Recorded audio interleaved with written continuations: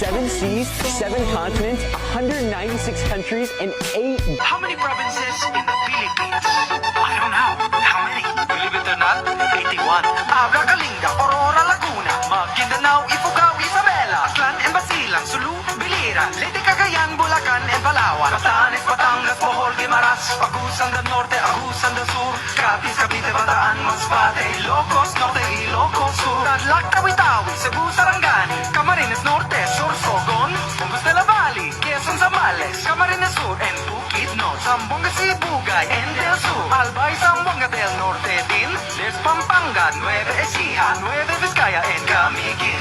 These are the Philippine provinces. Every Pinoy in the world comes from one of them. Mabuhay! These are the Philippine provinces. There are 7,000